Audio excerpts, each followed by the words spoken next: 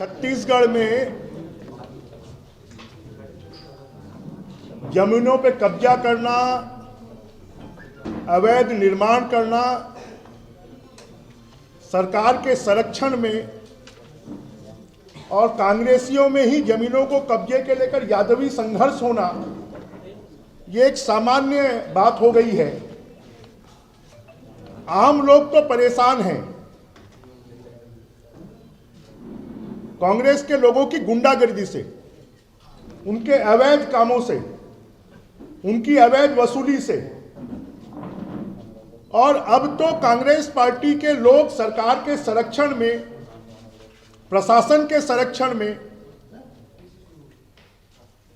अब जो धार्मिक गुरु हैं, उनके जो आश्रम हैं, उन पर भी उन्होंने कब्जा करना शुरू कर दिया है।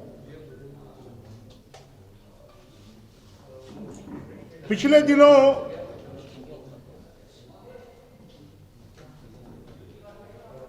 जो विश्व की, देश की एक बहुत बड़ी आबादी के आराध्य हैं,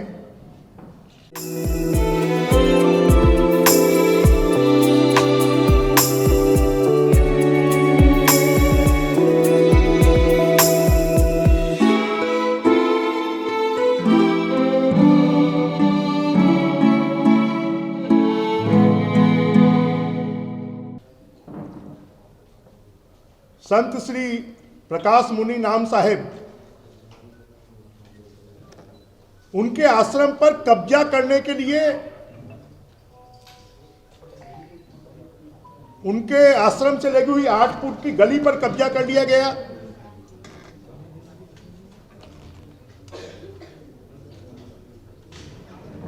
उनके आश्रम का जो किचन है, उसके ऊपर में 3 मीटर तक का छज्जा डाल दिया गया।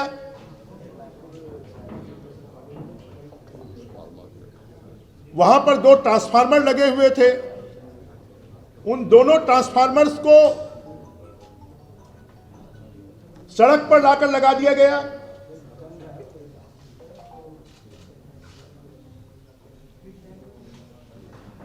कल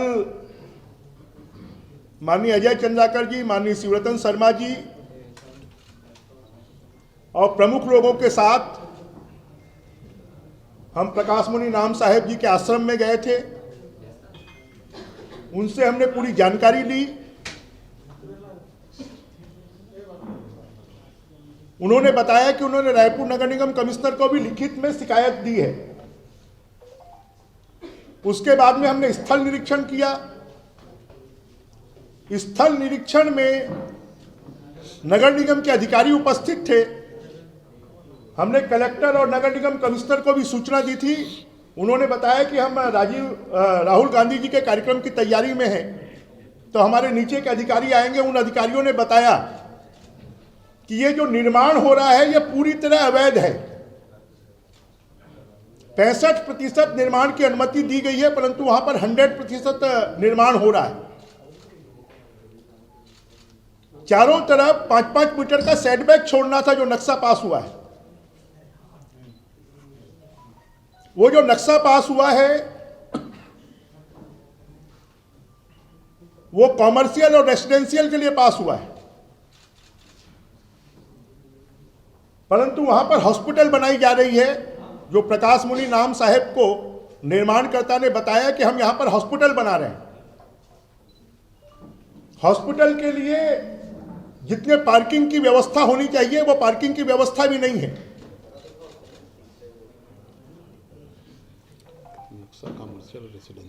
जो अंडरग्राउंड स्लैब डाला गया है, वो 2.7 मीटर का होना चाहिए, परंतु वो 4 मीटर से ज्यादा का है।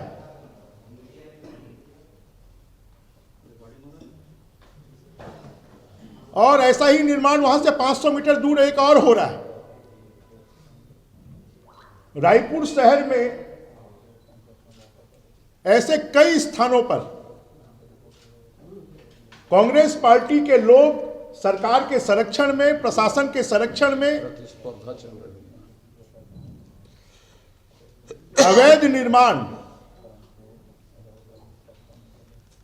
बैद्यनाथ पारा में 14 उत्कल समाज के लोग रहते थे, उनकी झोपड़ियों को हटाकर वहां पर कब्जा कर लिया गया है। ऐसा लगता है कि कांग्रेस के कार्यकर्ताओं में प्रतिस्पर्धा चल रही है कि कौन कितना ज्यादा जमीनों पर कब्जा कर सकता है, कौन कितना ज्यादा अवैध निर्माण कर सकता है। गरीब लोग सड़कों पर ठेला लगाते हैं तो उनकी जब्ती हो जाती है, कोई दूसरा व्यक्ति अवैध निर्माण करता है तो उसके ऊपर में बुलडोजर चल जाता है। हम तो मुख्यमंत्री जी से इस बात का जवाब चाहते हैं कि छत्तीसगढ़ को और रायपुर को अवैध निर्माण का, जमीनों पे कब्जा करने का चरागाह बना दिया गया है। क्या राहुल गांधी जी को कल आ रहे हैं, क्या ऐसे स्पॉट को भी ले जाकर दिखाएंगे? क्या इसकी जानकारी देंगे?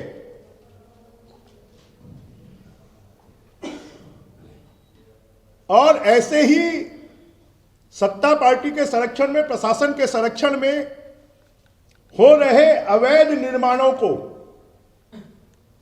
नियमित करने के लिए कल कैबिनेट में प्रस्ताव लाया गया है। कोई अर्जेंसी नहीं थी, कोई जरूरी नहीं था, बिना तैयारी के इस प्रकार के अवैध निर्माण, जमीनों पे कब्जा करना, सरकार की सह पर जो काम चल रहा है वो पूरी तरह अवैधानिक है, पूरी तरह नियम कानून के विरुद्ध है। रायपुर राजधानी है, राजधानी के विकास के लिए तो यह सरकार कुछ नहीं कर रही है, परंतु ऐसी महत्वपूर्ण जमीनें उनके ऊपर में कांग्रेस के कार्यकर्ता कब्जा कर कर बिना नियम कायदे कानूनों के अवैध निर्माण कर रहे हैं। ये तो हम प्रकाश मुनि नाम साहेब जी को बधाई देना चाहेंगे कि उन्होंने ये हिम्मत की और इसको उजागर किया। लाखों लोग उनके अनुयायी हैं।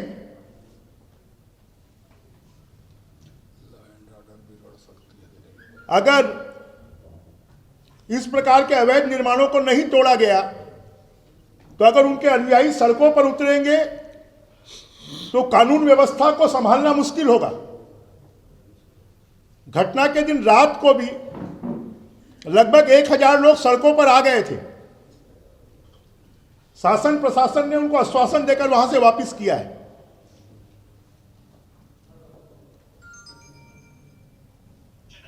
हमारे शिवरतन शर्मा जी के क्षेत्र में दामाखेड़ा